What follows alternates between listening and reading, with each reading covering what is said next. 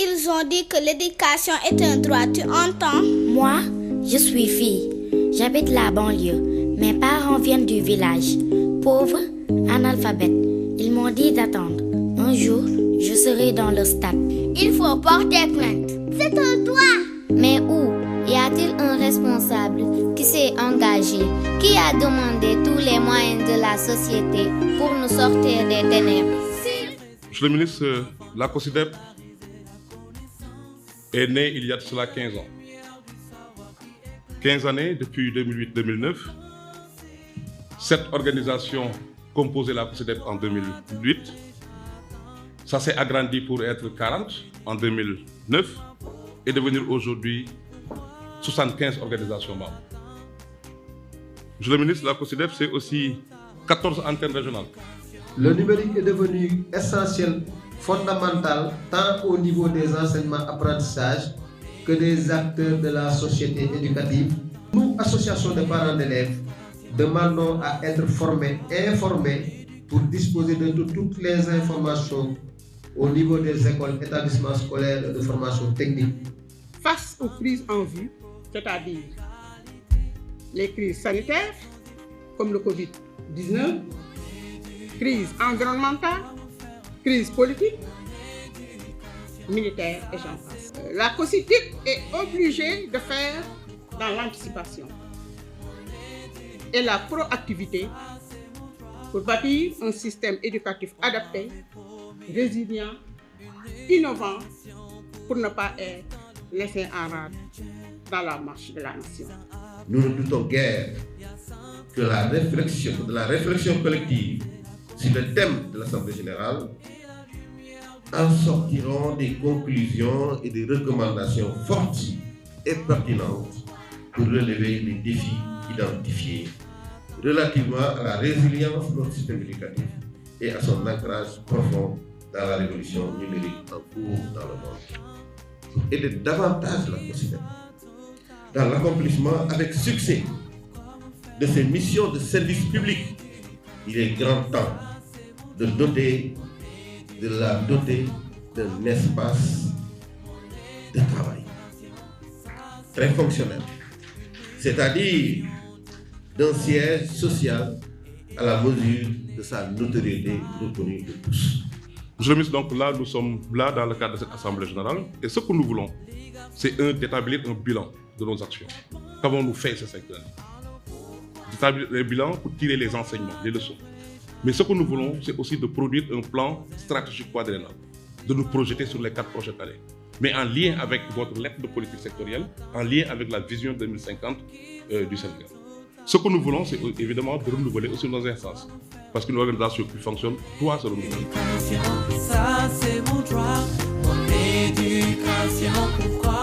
Notre ambition est claire et novatrice. Construire une société apprenante, éducative, où l'apprentissage transcende les frontières traditionnelles, où chaque citoyen de l'État, aux communautés locales, des familles au secteur privé, devient un acteur et un garant de la transmission du savoir. Les axes prioritaires de notre ministère traduisent cette ambition profonde. Inclusion et équité absolue. Garantir à chaque enfant, indépendamment de son origine sociale ou géographique, un accès effectif à une éducation d'excellence. Innovation pédagogique. Intégrer résolument le numérique et l'intelligence artificielle comme levier de transformation de nos pratiques éducatives en phase avec les mutations du monde contemporain. Résilience collective, concevoir un système éducatif capable de s'adapter aux crises, de les anticiper et d'en faire des opportunités de progression.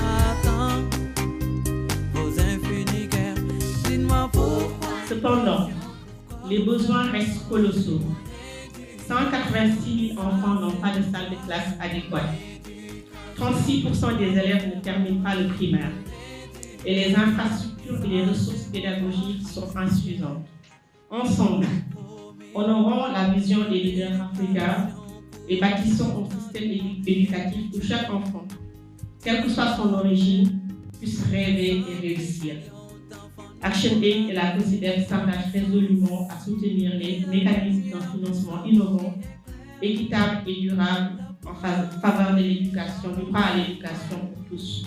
En cette 5e Assemblée générale ordinaire de la COSIDEP, nous sommes très heureux d'accompagner les efforts de la COSIDEP dans le plaidoyer pour une éducation inclusive au Sénégal. Ensemble, traçons les voies du progrès et en faire naître l'espoir dans les cœurs de nos jeunes. En cette 5e Assemblée, faisons que cette Assemblée aujourd'hui puisse être productive et inspirante afin d'accompagner les efforts du gouvernement pour bâtir un système d'éducation et de formation adapté au contexte de crise et aux exigences de la révolution numérique. Les crises multiples et multiformes, soit sécuritaires, sanitaires, climatiques ou d'apprentissage, exigent des analyses fines et croisées et des réponses adaptées. La population africaine est jeune et elle a soif d'éducation. Les besoins éducatifs sont incommensurables. Les jeunes sont des agents de changement. Les dotés de compétences adaptées au marché du travail en perpétuel changement, développer leur leadership et l'employabilité restent des défis majeurs. Et il est heureux de constater la volonté affirmée de la COSIDEP de réfléchir sur ces questions et d'apporter ses propositions pour informer les stratégies nationales. Et la lumière du savoir qui éclaire. Pour la dignité de l'enseignant, la dignité des enseignants. Je ne le dis pas parce qu'ils sont des syndicats, mais je le dis parce que l'enseignant doit être replacé au cœur du système. Maintenant, il y a des revendications, ça, il faut le gérer. Mais je pense qu'au-delà des revendications, nous pouvons innover et trouver d'autres moyens.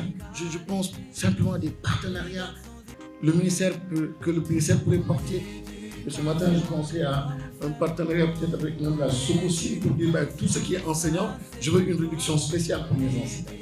Par exemple, on peut aller et voir là où se situent les besoins, au niveau des commerces, etc., pour justement un traitement bien spécial. Et je pense, pour le rôle des enseignants, beaucoup d'entreprises, beaucoup de sociétés, beaucoup en tout cas d'acteurs accepteraient d'accompagner en fait cette famille d'acteurs.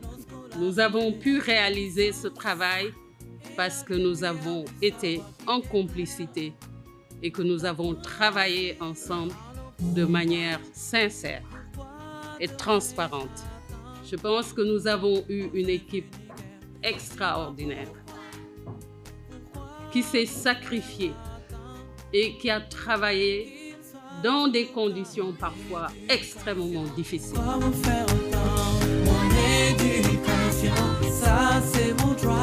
Des témoignages à l'endroit d'un homme humble, modeste, loyal, honnête, pondéré, qui a le sens de l'écoute et une largeur de cœur incommensurable. Je veux nommer notre directeur exécutif, Cheikh Mbao. Monsieur le ministre, voilà un militant engagé de l'éducation qui ne ménage aucun effort pour la réussite de la coalition. L'illustration la plus éloquente, c'est que le directeur exécutif, Cheikh Mbao, a représenté au partenariat mondial de l'éducation l'ensemble des ONG en éducation de presque les pays du tiers-monde. C'est une confiance extraordinaire. Cheikh Mbao, c'est aussi une personnalité pleine d'humilité, d'entre-gens, de verve, de compétences. En fait, un véritable ménager, un véritable meneur d'hommes et de femmes. Un homme exemplaire. Exemplaire dans sa force de travail.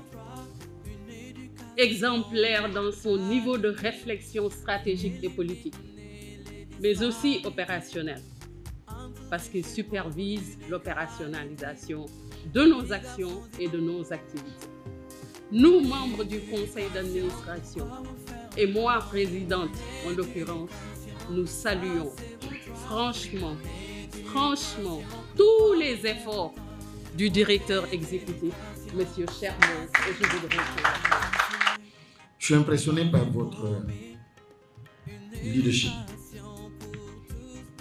Je ne vous connaissais pas, mais je crois que le lendemain de mon installation au ministère, je me suis rendu compte qu'il avait beaucoup à partager, à donner. Et je n'ai pas été déçu. Je n'ai pas été déçu. Les alertes sont là, la veille est là, les orientations sont là. Et votre générosité, votre compréhension des enjeux m'impressionne. C'est un atout pour le ministère de l'Éducation nationale.